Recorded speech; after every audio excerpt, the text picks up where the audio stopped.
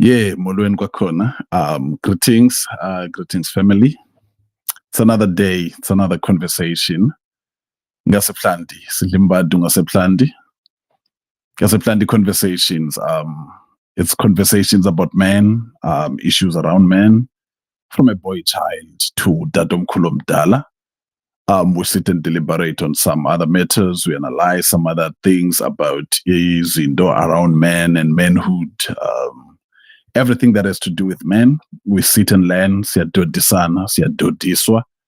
And yeah, we're all about that. Again, my name is Uthando Lwethu Mna ndinguhlongwane masobo sangweni. Ndingumtshana wamadenza osaliwa. Ndingumzukulwana wonzaba omsuthu. Ndingumzukulwana wogcwanino rhenqwa sala kulandela. Welcome to another conversation. This week, we're reflecting on a very interesting question that was asked by one of my friends 2 weeks or so back. We had a conversation. We had a lunch with some friends. Some came from Joburg, Eastern Cape, and all of that. We had a conversation. So it was a mixture of friends. It's Ngosisi, Ngobhuti. So it's males and females, different age groups. Very interestingly, but majority of obviously Ndanga Zethu. So you had the mid-80s, abantu abazalwe in the mid-80s, 83, 84, 85, ukuthi kanje. And then probably one or two the 90s, and probably a 2K one, if I remember correctly. But we had this great conversation about everything as we normally do. We talk about all issues relating to family, religion, church, politics, economy, and everything else. So it was no different again this time. We had this conversation over lunch, and then we're talking. And one of our friends, Mudadewet, asked a very, very interesting question to all of us as we're sitting to say, but guys, why is it that it looks like these days men are less motivated than abosis? Of course, we're reflecting on, we are in the Women's Month, Inyanga Yabo Mama, so we're celebrating the mothers and females and everything that women are able to do. And then we're reflecting back at where we come from as a country, where women or females were not given the rights that they have now, celebrating all the work that has been done. Of course, there's still more work to be done in those areas. So the question is, why does it look like amadoda ayasalela ngasemva as compared to their to abodadewethu in different areas? Of course, we talked about areas like in education, business, and areas like property and all of that.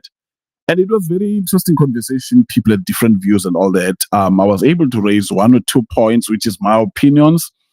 And of course, my opinions are based on, they were not based on much research, more than Dogbana, they were based on observations, based on some lived experiences and observing. And of course, so much work needs to be done again in terms of pursuing and doing more research on that to take Guti.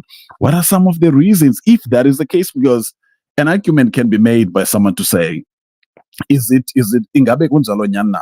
Are men really less motivated than men these days? It's a question that we probably have to look at, John. But as Utadewit was asking, I had some views to share, and some other, of course, friends had some views to share. And interestingly enough, as we looked at the stats around education, around ezinyizinto that have to do with succeed in many areas of our lives, whether it's family, whether it's career, and all of that. Now, interestingly, just to share some numbers here, very interesting numbers with that today. So according to Department of Higher Education and Training, in 2023, now when you look between males and females, when you look at the highest, but in Dolendo, highest level of education or qualifications, so Department of Higher Education and Training in 2023, they are saying 8.1% of females in the age group between 25 and 64 had a degree, which is that number is higher than, so that 8.1% amongst females, it is higher than the 6.5% around males.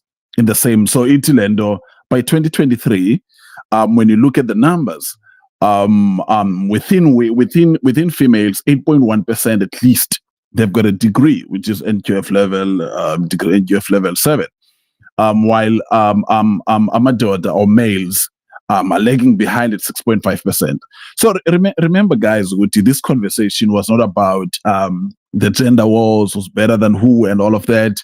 It was a conversation to say we always sit here, we're friends. The fact that we're friends that are male and female, it means that we see value on each other.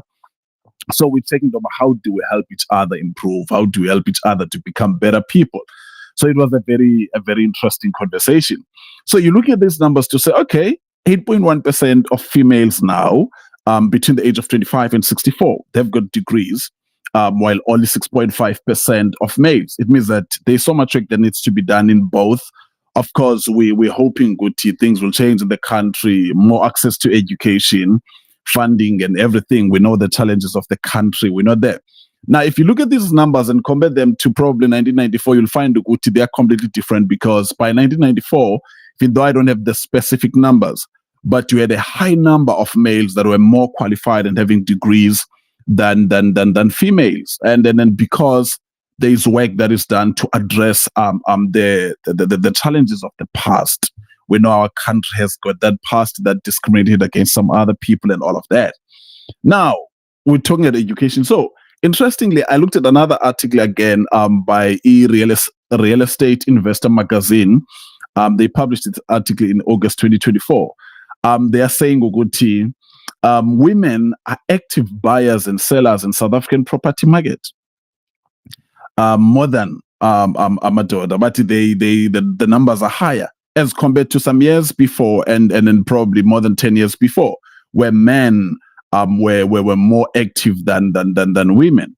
They state that women only buyers accounted for 38% of properties owned, and also women contributed 33% in co-owned properties, while men only accounted for only 29%. Very interesting. It means that there is progress that is being done by women, that is being done by females, especially in our country. Looking at our history, we know our past, how it was, and all of that. It's a great improvement, Gakul. But now it means that we need to look at Uguti. What are the other challenges to say? Why are the men lagging behind? If they are. Yeah, but it's great for me to see this progress that is happening amongst everyone. And again, you look at, I looked at other numbers very interestingly, again, when you look at the businesses, especially the informal sector. Because if you check, unfortunately, we live in a country with high unemployment. That high unemployment, as the Stats SA would say, that indeed it is extremely high amongst Black Africans, previously disadvantaged people. Now, if you look amongst the previously disadvantaged people, they are saying, Uguti, within the informal sector, within the informal sector, which is there because there is less employment, or some other people want to pursue businesses. So they are saying that 58%, 58.9 actually, which is about 59% of the businesses in the informal sector are run by women. We know whether you go to in the city centers, in town, most informal businesses we've observed, whether you're talking about stands, those small businesses, the containers and everything, most of them are run by women. And the question with all these numbers is, why are men looking like they are lagging behind? Why are they demotivated? If they are demotivated, why are they less motivated? And I shared my opinions. My opinions, again, as I said, Guti, it's based on my observation, based on my upbringing, what I've seen as I grew up. I shared two things that I think they are of interest to me, that I believe it's an information that probably we might have to look at to say, okay, if this is the case, what can we do? What can we do differently to improve the situation? I talked about the male privilege. Now, people might argue to say, nah, there's nothing like that. But of course, studies have been done, research has been done to look at this thing, a male privilege. Ukuzalwa ujingisa, ukuzalwa uyindoda, ukuzalwa ungumfana, is giving you an added advantage as compared to a woman counterpart in society, which is why there are laws that are made by government and all of that to address those issues, to say, how do we balance these things? Now, but labiti ifinayo ke ngoku abafundileyo male privilege, but male privilege is the system of advantages or rights that are available to men on the basis of their sex. Now, it's these advantages and these rights, they vary between safety, economy, politics, less pressure to be primary caregiver for children. And then we know all these things. I mean, if we talk about safety, you know that men are more safer than women. I mean, I was talking to someone about jogging to say, I'm unable to jog in the early hours of the morning because I'm not safe as a woman in this country versus you guys as I'm out where you can jog freely and all of that. To talk about issues, we know how our economy has been for many years. I see again the race part for today, and then look at the gender, which of course most bigger businesses are run by males. You check in politics. I know Muto Sizwe has tried, and then other parties are trying to balance these numbers. And then another issue is the issue of Indokbana. The primary caregivers, we know that are normally Omama Betu. It's normally women that are primary caregivers, which gives Amador an advantage to Galavant sometimes all around.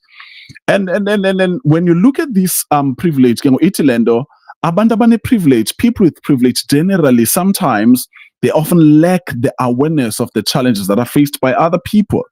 Sometimes they feel entitled, believing that they deserve to succeed without much work. While the ones that know they don't have this much privilege, you find they get to work harder than the others because they are not born into privilege. They have to work harder to achieve whatever they need to achieve. Now, I was saying to these guys, because he's into this environment, in a world that is more patriarchal, we as men, unfortunately, we've got an added advantage. Most of us, we knew, okay, you go to school, you get to work, and you get to have a family, you lead, and you run things. That's an advantage, which unfortunately, one of the disadvantages is the fact that sometimes it can lead to Indokbana Sibe, I almost said lazy. Not lazy per se, but the expectation to say, because I am a man, then I must easily get umsebenzi. I'm expected to provide, so I must get umsebenzi. Things are changing, unfortunately. Countries trying to address some matters. Abomama have decided to say, let's stand up and find ways to live in this society. So I talked about those things to say, mhlawumbe we really need to look at this thing, a privilege, esizalwa nayo as amadoda, to say, is it not disadvantaging us now with areas of still? Because the conversation is open for your comments, your views. You can share some of I'm okay. I'm willing for people to disagree with me to say, now the privilege that we have is not disadvantaging us. The privilege that we have, I'm willing to hear people saying that the privilege that we have is giving us, or is helping us, or is motivating us to do better. So I was saying that to say that privilege can become a bit of a challenge. Yeah, versus women who did not have that privilege. Another issue that I raised as we're talking as friends, it is the issue of the environment or the upbringing. Very, very, very interesting. And then when I raised this one, I remember that the way too, as we're talking, but the upbringing, but you know, when lunch and then the conversation is intense, but we're raised in the same environments, both us. Us both male and female were raised in the same environment. Why does it look like it has to be different with you guys? You know, when someone say, guys, you've got so much excuses and all of that. So we had to persuade each other, talk these things through. And I'm saying, Guguti, as much as we grew up in the same environments, but things are slightly different, or they were slightly different. So again, let me take you back. I said, the conversation was held by people who are majority were born in the 80s. If I think about the people sitting around the table there, And now many people were born in the mid 80s. It means that around about 94, when the country was transforming from apartheid to the new democratic dispensation, then those people would have been in their pre-teens, if I count correctly from the table. 9, 10, 11, meaning that they're starting to be exposed to life outside of their family, because they are saying with preteens, that's the stage where the child now is starting to understand life outside of not only a kaya. Okay, what is happening outside? Oh, there's new dance, there's new music, and all of that. So we're sort of like preteens. We're able to see what is happening in the environment.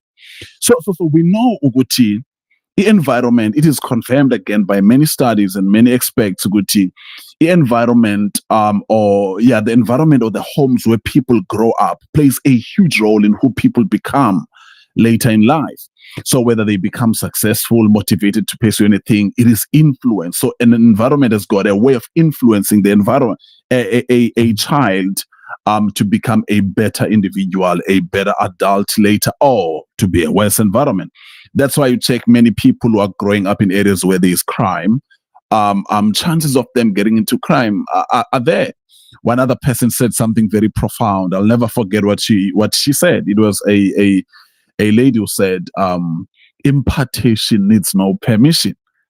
And then I thought about that and I expanded to that to say, okay, if impartation needs no permission, it therefore means that impartation needs it's an association. So whomever that you're associated with, the environment that you're in is able to play a big role in who you become, in how you behave and how you do things.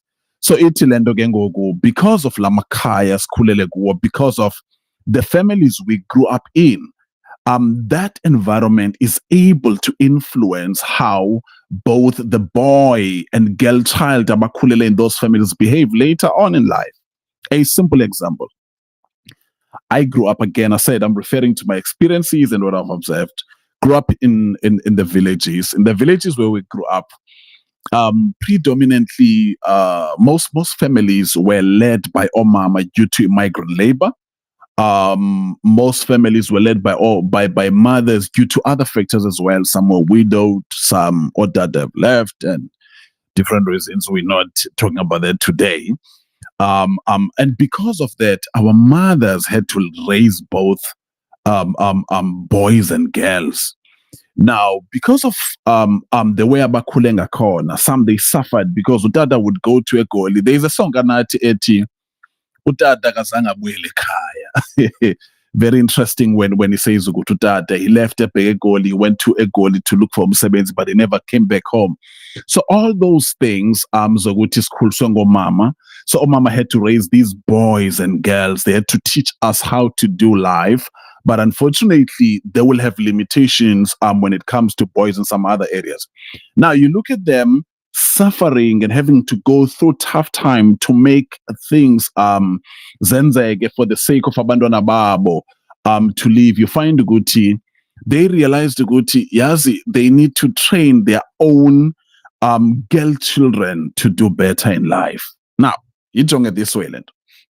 Where I grew up, in those villages, sing them out. As boys, we had more freedom men than girls. Girls were shaped, girls were trained from a very young age to be responsible, that one day you will run your family, this and that, and all of that.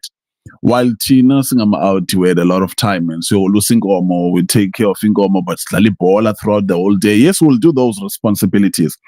Now, you look at Ndokbana, because some other mothers suffered some traumatic experiences, utate kaya as a goal in not sending money, umama suffering up emakaya, you would find the Gucci, because of those, they would raise their girl child to say, Mdanam, cooler, study, become a better person in society so that you don't have to depend on a man.